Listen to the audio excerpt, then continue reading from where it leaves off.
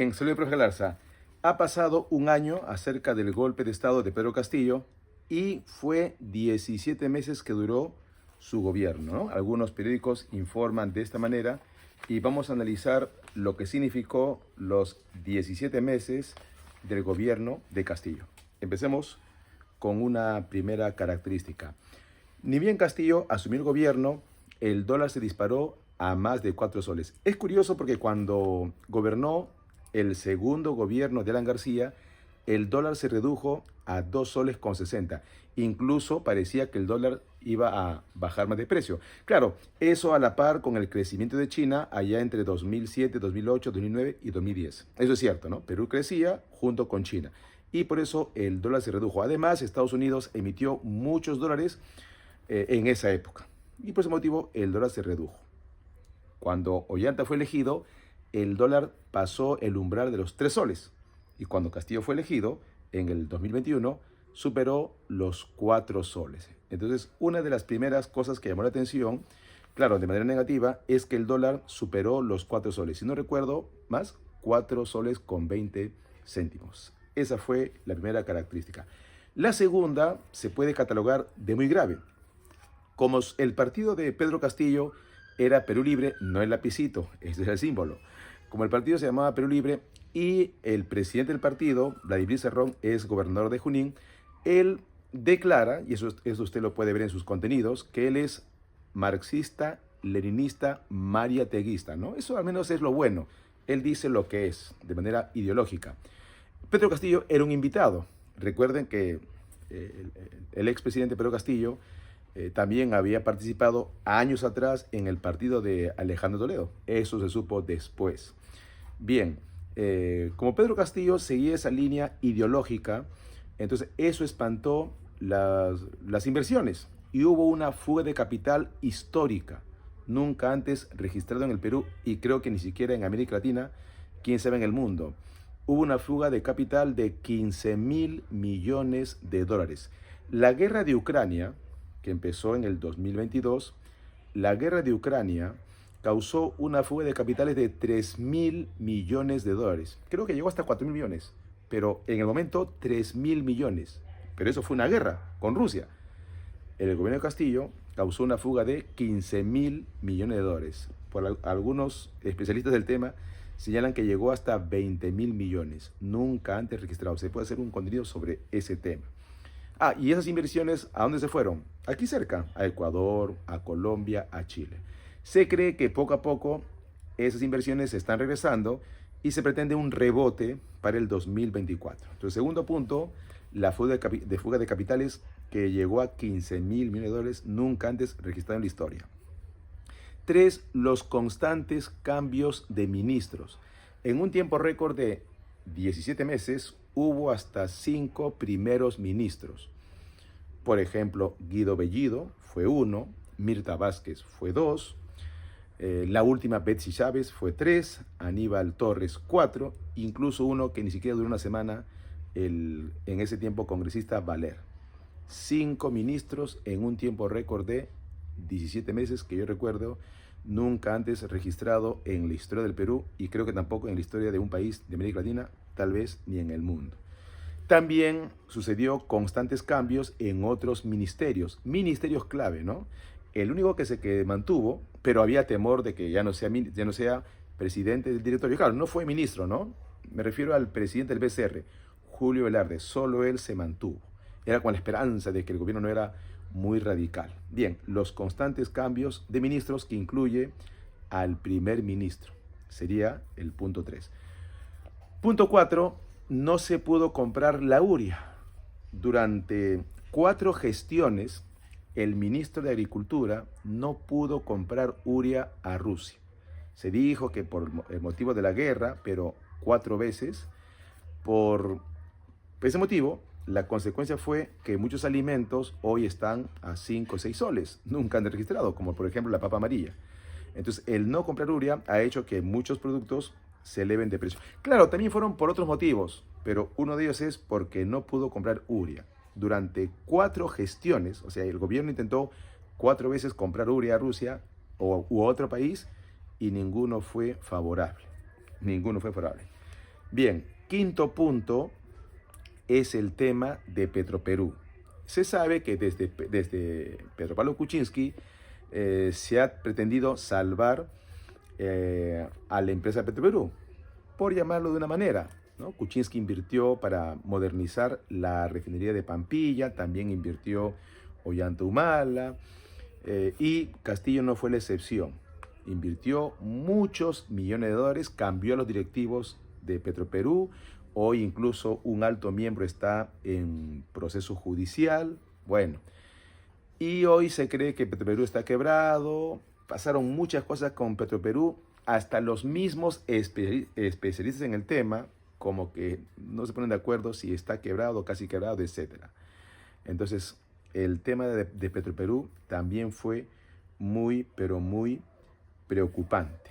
Y como último punto, ojo que recuerden que Pedro Castillo solo gobernó 17 meses. Y estoy tocando los puntos más, vamos a decir, sensibles que ha afectado lo que hoy Perú tiene, que estamos en recesión. No se olviden, estamos en recesión. Uno de los últimos puntos que resalto es el tema de los asesores de la sombra. Incluso el llamado golpe de Estado que Castillo realiza un día como hoy, 7 de diciembre, fue justo cuando en el Congreso uno de los asesores de la sombra estaba pues mediante la famosa colaboración eficaz, estaba dando detalles de un proceso de corrupción que hoy está siendo investigado. Recuerden que Pedro Castillo está con prisión preventiva, como muchos expresidentes. Solamente Fujimori, que ya haremos un contenido, me están pidiendo un contenido acerca de su liberación en otro momento, probablemente para mañana, pero los demás presidentes están todavía en proceso judicial, solo con prisión preventiva. Bueno, y casi todos los presidentes, menos Paniagua, han estado en prisión. Bueno, y tampoco el expresidente Alan García, ¿no? Por el tema que ya conocemos. Bien, entonces, otro tema muy sensible es el tema de los asesores de la sombra, que tuvo muchos. Incluso un ex ministro de Justicia había denunciado, y la misma ministra Mirta Vázquez, acerca de los asesores de la sombra. He tratado de encontrar algunos puntos favorables, y sí, hay algunos puntos favorables, así que lo podemos ver de esa manera. Uno de ellos, bueno, favorable o no, ya eso lo dejo a usted para que pueda usted juzgar. Uno de los puntos favorables, por llamarlo así, fue el préstamo que hizo Castillo. Ni bien asumió el gobierno, y eso usted lo puede ver en una página seria, uno de los primeros, de las primeras cosas que hizo Castillo fue pedir un préstamo de 5.000 millones de dólares.